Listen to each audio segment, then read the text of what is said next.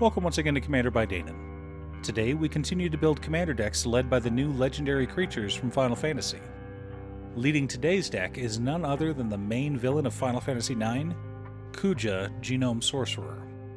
Also, and I know it's annoying to keep hearing this, but statistically if I don't ask you to like and subscribe, the video gets fewer subscribers.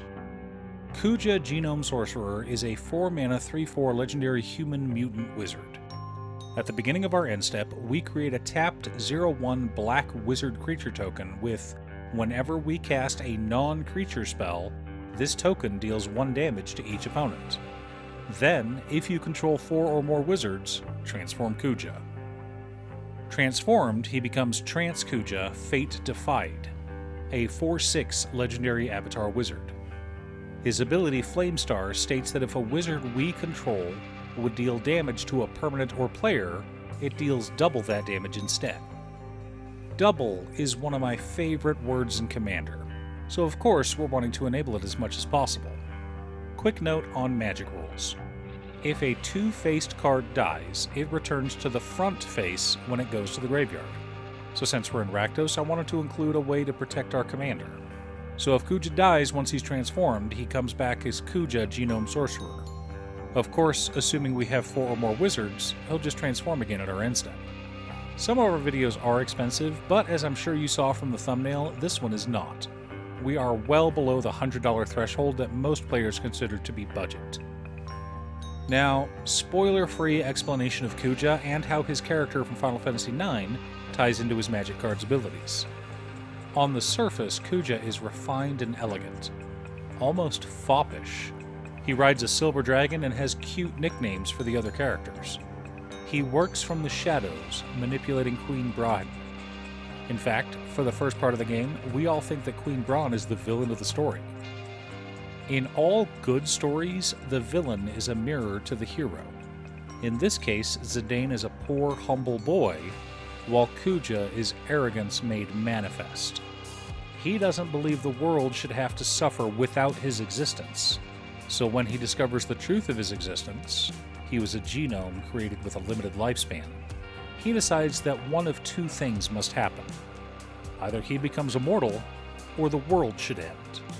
In fact, both worlds should end. You see, Final Fantasy IX is the story of 2 worlds that have been merged into one. But if I explain any more, we'll get into spoiler territory. Suffice it to say, part of Kuja's plan is to create an army of black mages, soulless golems capable of destructive magic. In a sense, he's basically an arms dealer. Our heroes encounter Kuja multiple times, but it isn't until the end, after he's betrayed everything and everyone and loses almost all of his allies, that they are able to defeat him. Of course, the reason for that betrayal was because he wanted to unlock his trance powers, becoming Trance Kuja. Also, no, beating the villain at the end of a Final Fantasy game isn't a spoiler. It's the goal. But before we get to our deck list, a quick word from our sponsor, Ultimate Guard. For the past few years, Ultimate Guard has been hard at work finding ways to protect your cards without damaging the planet, and they have discovered it. Boulders, once made entirely of plastic, are now made of 87% renewable resources. They also come in a variety of sizes and colors, including the new 133 card box. If you're like me, you have a ton of decks, want a little bit of space for your tokens in your deck boxes, and don't want those boxes filling up an entire suitcase, then this box is the perfect solution. Find out if your local game store carries the new Return to Earth boulders from Ultimate Guard, or click on the link down below to order yourself one from Amazon. In order to build a functional commander deck, you need lots of different pieces, which is why I try to rely on my handy-dandy checklist.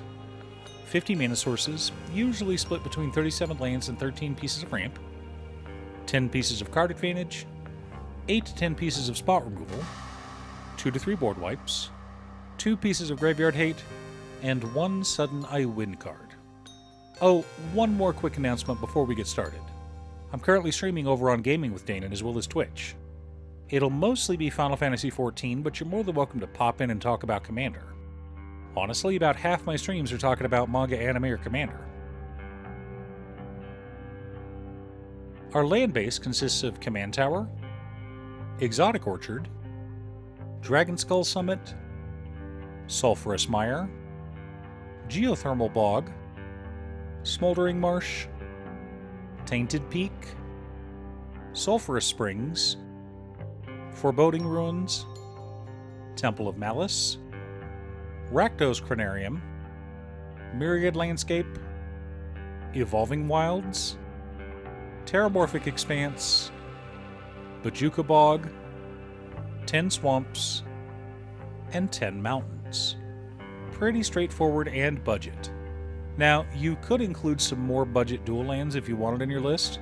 That is a personal choice, and I understand the appeal. It's up to you, though. Our Mana Ramp package consists of Dark Ritual, Mana Geyser, Brass's Mountie, Stormkiln Artist, Soul Ring, Arcane Signet, Talisman of Indulgence, Rakdos Signet, Charcoal Diamond, Fire Diamond, Mind Stone, Felwar Stone, Thrawn Dynamo, Gilded Lotus, and Solemn Simulacrum. Some land ramp, some rituals, but mostly mana rocks, as is appropriate for our color identity.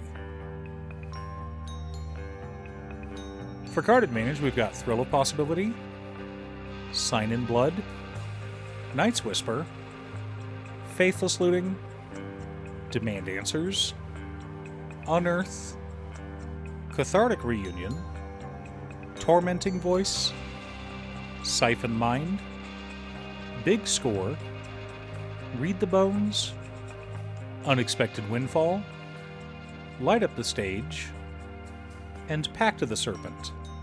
Lots of ways to draw extra cards and dig through our deck. Our interaction and spot removal package consists of Basalt Ravager, Abrade, Feed the Swarm, Vandal Blast, Bedevil, Terminate, Chaos Warp, Lightning Bolt, Infernal Grasp, Insult Injury, Rakdos Charm, Go for the Throat, Imp's Mischief, Reverberate, Return the Favor, and Kolaghan's Command. Plenty of ways to remove annoying permanents. Our board wipes consist of Blasphemous Act, Kindred Dominance, and Crippling Fear. Gotta love one-sided board wipes. The core of our deck consists of Black Waltz No. 3, Coruscation Mage, Gleeful Arsonist, Ironcrag Pyromancer, Prodigal Pyromancer, Anathemancer, Gutter Snipe, Fiery Inscription, Kessig Flamebreather, Firebrand Archer, Electrostatic Field, and Harmonic Prodigy.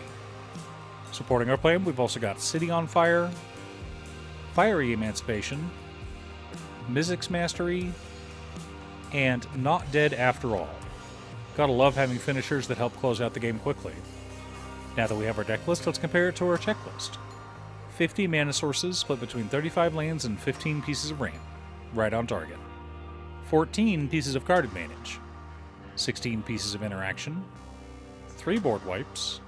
2 pieces of Graveyard Hate in Rakdos Charm and Bajuka Bog. 2 Sudden I Win cards in City on Fire and Fiery Emancipation. If Kuja is transformed and we have either of our triple damage enchantments on board, we basically win the game on the spot. Our wizards each trigger and deal 1 damage, and we have a doubling and tripling replacement effect on the battlefield.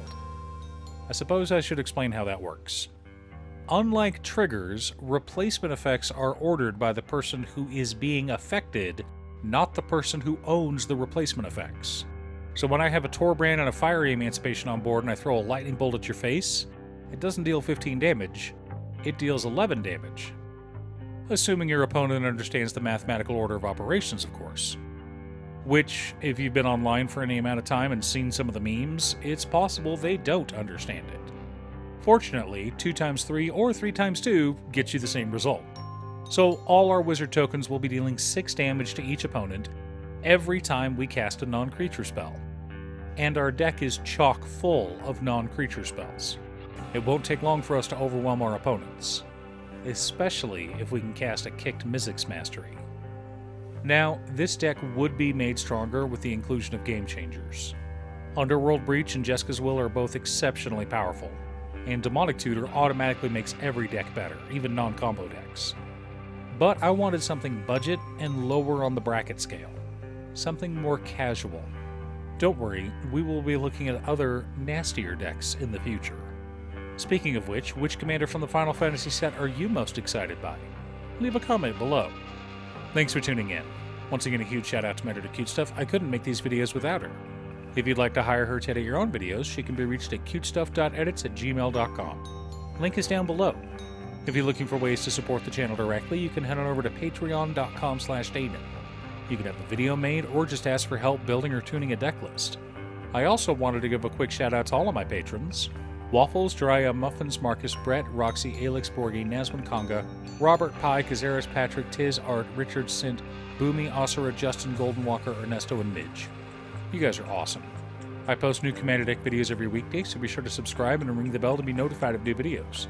Again, thanks for watching, and I'll see you all again next time on Commander by Daden.